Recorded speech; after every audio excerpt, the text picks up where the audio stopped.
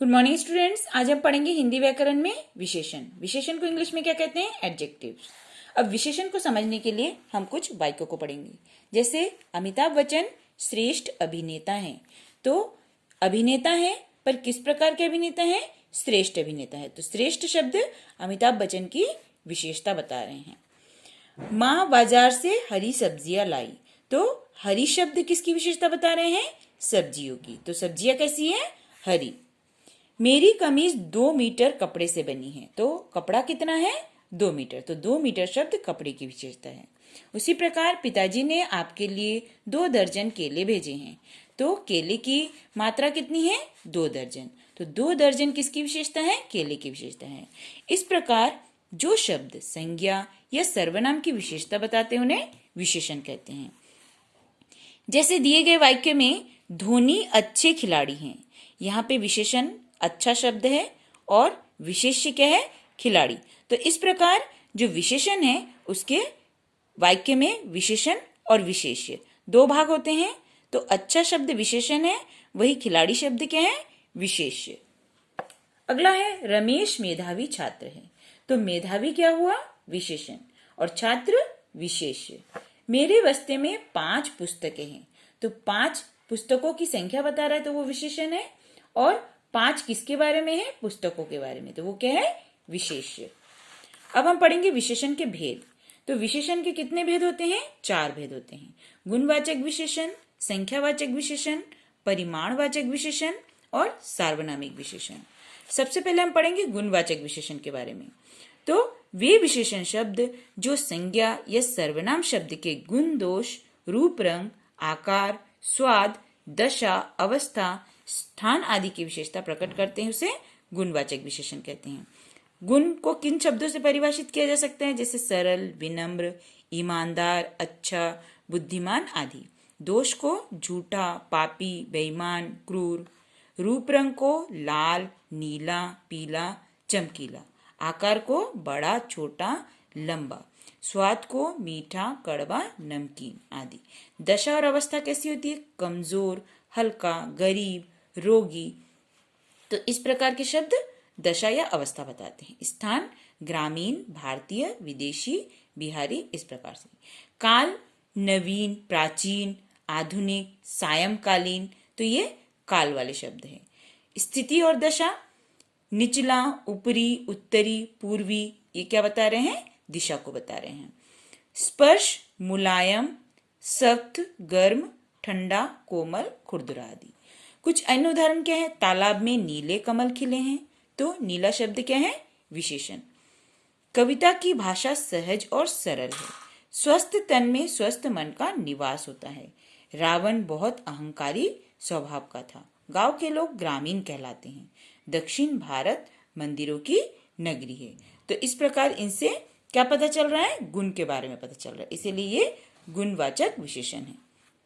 अगला है संख्यावाचक विशेषण। वे विशेषण शब्द जो संज्ञा या सर्वनाम अर्थात विशेष्य की संख्या का बोध कराते हैं उसे संख्यावाचक विशेषण कहते हैं। जैसे संख्यावाचक विशेषण भी 2 प्रकार के होते हैं, निश्चित संख्यावाचक विशेषण और अनिश्चित संख्यावाचक विशेषण। निश्चित संख्यावाचक विशेषण क्या है? छत पर 4 बंदर बैठे हैं, तो ये संख्या बता रहे बंदरों की। कमरे में एक पंखा घूम रहा है, यहाँ पे भी पंखे की संख्या है। मेरी कक्षा में 40 छात्र हैं। मेरे विद्यालय में 10 शिक्षक हैं। दुकान पर 2 आदमी बैठे हैं, तो ये संख्या बता रहे हैं, तो इसलिए ये क्या है? संख्यावाचक विशेषण।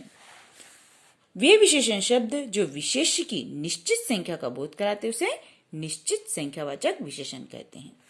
अब अनिश्चित संख्यावाचक विशेषण जिससे किसी की संख्या का पता नहीं लगता, वो अनिश्चित होता है। जैसे सभा में बहुत कम लोग उपस्थित थे, यह निश्चित संख्या नहीं है। बम के भय से कुछ लोग बेहोश हो गए। कुछ लोग, कितने लोग हैं इसकी निश्चितता नहीं है। कुछ फल खाकर ही मेरी भूख मिट गई। सभी बच्चे बैठ जाएं, कुछ देर बाद हम चले जाएंगे। तो ये शब्द जो है गुण तो बता रहे हैं, लेकिन ये अनिश्चित संख्या है, लेकिन ये अनिश्चित है, इसीलिए इसे अनिश्चित संख्यावाचक विशेषण कहते हैं।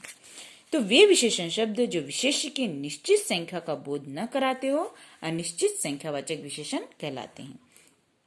अगला है परिमाणवाचक विशेषण। जिन विशेषण शब्दों से किसी वस्तु के माप तोल संबंधी विशेषताओं का बोध हो वे परिमाणवाचक विशेषण कहलाते हैं। जैसे परिमाणवाचक विशेषण के दो भेद होते हैं, निश्चित परिमाणवाचक विशेषण और अनिश्चित परिमाणवाचक विशेषण। तो निश्चित परिमाणवाचक विशेषण क्या है? जिससे किसी वस्तु के निश्चित माप का पता चले। जैसे 1 किलोग्राम चीनी चाहिए, 2 मीटर कपड़े चाहिए, दुकान से 1 पाव जीरा ले आओ। तो ये संख्या की निश्चित मात्रा है, इसलिए इसे निश्चित परिमाणवाचक विशेषण कहते हैं। तो जो विशेषण शब्द किसी वस्तु की निश्चित मात्रा अथवा माप तोल का बोध कराते हैं वे निश्चित परिमाणवाचक विशेषण कहलाते हैं। अब हम पढ़ेंगे अनिश्चित परिमाणवाचक विशेषण। मुझे थोड़ी चाय चाहिए, कितनी चाहिए? मात्रा निश्चित नहीं है। आज मैंने ज्यादा खाना खा लिया, तो ज्यादा किसी निश्चित मात्रा को नहीं बता रहे हैं। मुझे थोड़ी सी चीनी चाहिए, शुभम के लिए अधिक सब्जी रखनी पड़ी, दाल में नमक बहुत कम है। तो इस प्रकार जो विशेषण शब्द किसी वस्तु की निश्चित मात्रा अथवा माप तोल का बोध नहीं कराते वे अनिश्चित परिमाणवाचक विशेषण कहलाते हैं। अब हम पढ़ेंगे सार्वनामिक विशेषण। तो यह भवन बहुत विशाल है। तो यह शब्द क्या है? सर्वनाम शब्द है, लेकिन ये भवन की विशेषता को बता रहे हैं कि यह भवन बहुत विशाल है। यह गाय मेरी है, निश्चित उस वस्तु को देख के ही बताया जा रहा है कि वह गाय मेरी है। तो वह क्या है? सार्वनामिक शब्द है, तो ये सार्वनामिक विशेषण है। इस प्रकार जिन सार्वनामिक शब्दों का प्रयोग संज्ञा के आगे उनके विशेषण के रूप में होता है उसे सार्वनामिक विशेषण कहते हैं। अब हम पढ़ेंगे प्रविशेषण। यह बहुत सुंदर कार है, वह खरगोश बहुत तेज दौड़ता है, मेरी माँ सबसे अच्छी है, आसमान में गहरे नीले बादल छा गए। तो ये शब्द जैसे बहुत, सबसे, गहरे आदि शब्द सुंदर, तेज, अच्छी तथा नीले विशेषणों की विशेषता बता रहे हैं। तो इसीलिए इस प्रकार के शब्द क्या कहलाते हैं? प्रविशेषण। तो विशेषण शब्दों की विशेषता बताने वाले शब्द प्रविशेषण कहलाते हैं। अब विशेषण की तुलना किस प्रकार की जाती है? 3 प्रकार से की जाती है। पहला है मूलावस्था, दूसरा है उत्तरावस्था और तीसरा है उत्तमावस्था। तो मूलावस्था क्या है? किसी व्यक्ति अथवा वस्तु के गुण दोष बताने के लिए जब विशेषणों का प्रयोग किया जाता है तो वह विशेषण मूलावस्था कहते हैं। जैसे गुलाब सुगंधित फूल होता है, सुधा खूबसूरत लड़की है, यह इमारत सुंदर है, खरगोश तेज दौड़ता है। इसमें कोई तुलना नहीं होती बल्कि सामान्य विशेषता बताई जाती है। तो इसे क्या कहते हैं? मूलावस्था। अब उत्तरावस्था क्या है? इसमें 2 व्यक्ति, वस्तु अथवा प्राणियों के गुण दोष बताते हुए उनकी आपस में तुलना की जाती है। जैसे रमेश मुझसे बड़ा है, तो रमेश और मुझ में क्या हुआ है? तुलना हुआ है। तो ये क्या है? उत्तरावस्था। सिंह बाघ से अधिक शक्तिशाली होता है। तो सिंह और बाघ में तुलना की गई है कि सिंह बाघ से भी अधिक शक्तिशाली है। तो ये क्या है? उत्तरावस्था। 7वीं कक्षा में 6ठी कक्षा से अधिक छात्र हैं। निर्मल अनुपम से पढ़ने में तेज है। तो ये सारे वाक्य किसके उदाहरण हैं? उत्तरावस्था के। अब हम पढ़ेंगे उत्तमावस्था। इस अवस्था में किसी व्यक्ति, वस्तु अथवा प्राणी को सबसे अच्छा या सबसे बुरा बताया जाता है। जैसे लता मंगेशकर सर्वश्रेष्ठ गायिका है, मेरा भाई पढ़ने में सबसे तेज है, आम फलों में श्रेष्ठतम माना जाता है। तो ये सभी में श्रेष्ठ बताया गया है, इसीलिए ये क्या है? उत्तमावस्था।